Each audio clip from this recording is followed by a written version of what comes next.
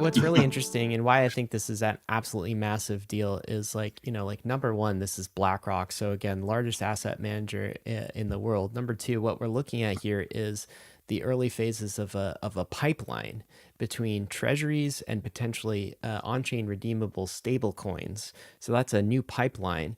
And then number three, it's kind of like like a meta transformation of what we're doing here, because on the one side of that pipeline is sort of like securities, and on the other side is potentially something more crypto native in a stable coin. And so to your comment earlier, Carlos, what can we kind of like securitize next, and what other like pipelines can we actually create? So this to me is a big freaking deal. Let's remind folks though that of course this is starting small, and it is starting, of course, with I believe there are some limitations, and you call them whitelists early. Can you talk about?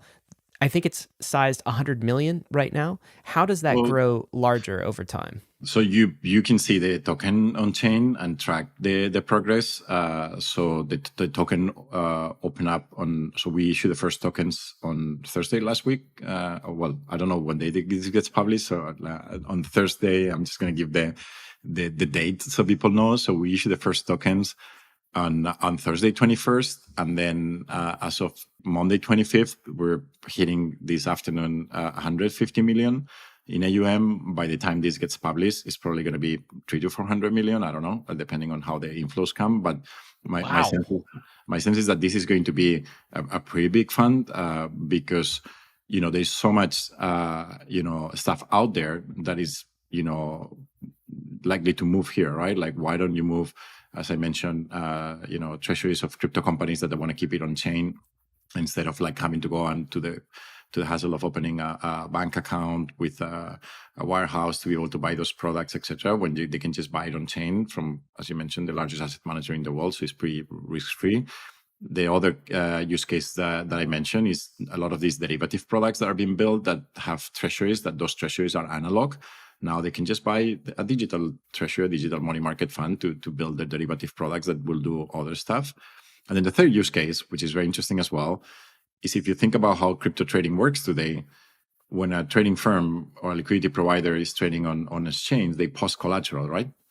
And they post collateral for, as a margin account or to borrow against, etc. Today, that's done with stablecoins. There is no reason why you wouldn't be able to post BUIDL as a collateral on exchange. And that opens up like a massive another use case of this product, because, it's cash equivalent, is less risk-free from an underlying perspective, is risk-free from a counterparty perspective, or as risk-free as it gets. So there's no reason why trading firms and exchanges will not do this in the near future. So Carlos, how can we watch this grow? Is this just like directly on Etherscan? If we go to the You go to Etherscan, Etherscan, search for BUIDL. We work with the friends from Etherscan, which, by the way, thanks a lot to them for helping us with getting this quickly done. So if you search there, you can actually see the actual contract of the fund, and you can see how is it growing. We issue tokens only once a day at 3 p.m. So we receive funds all throughout the day, and then every day at 3 p.m. you will see new tokens being issued and hopefully grow. So not on weekends though, right? Not yet. Not on weekends, seriously? Man, so we're That's all right. BlackRock, I guess you take the weekends off, huh? Look, ideally, you want to be able to make this something that, the same way that you can in the future have a faster redemption process in crypto, you can also buy a faster purchase process on chain, right? So that it's 24/7 available. But okay, so we've talked about some of the demand sources for this, right? I'm just like looking at the trajectory. So we're in the like 100 million range now, and that could quickly rise to 300 million, 400 million, that sort of thing. You've talked about the demand being from like treasuries, exchanges, derivatives platforms. Let's camp on the demand a little bit longer.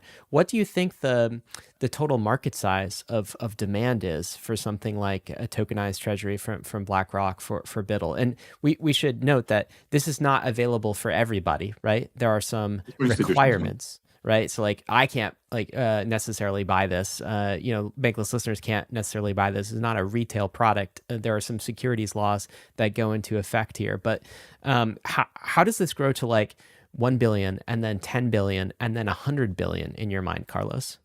So first, just to address the first comment, it is for institutions for the time being.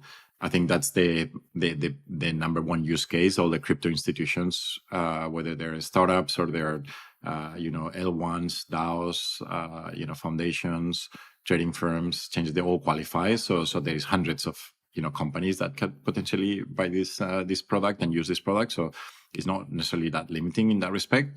It can be registered with the SEC as a 40 Act fund, and then it's available to retail. That's another regulatory process. So that might happen in the future. And then in terms of how big can this get? Well, so first, there's two aspects of it, right? One is that there's a lot of crypto companies that have cash off chain. That's the number one thing, because a lot of the companies, they actually keep their money on a Morgan Stanley money market fund. So there's no reason why that can actually not move to this product on chain once you have the option to do it on chain with a credible asset manager like BlackRock, etc. So those are like billions of dollars already. Because you look at how much money all the crypto companies have raised, and if you look, that's not on chain, right? So then there is the billions of dollars of on chain stable coins that are not necessarily earning a yield, that are being used for liquidity purposes, people keeping stable coins, or for posting as collateral for exchanges, or for trading, etc. So there's another few $1 billion, probably tens of billions of dollars that is there. Then the third part is that all the stable coins themselves, that could use this as their underlying. So that's another $100+ billion. So this could get really, really big over time. So it could get really, really big, and I think it could that could happen fast, right? It sort of depends, but yields are so attractive right now. I could easily see how this gets to tens of billions of dollars, and then potentially hundreds of billions of dollars. If you enjoyed all of that, then you'll absolutely love the Bankless newsletter. Join over 300,000 fellow readers, all for free. Click below to sign up.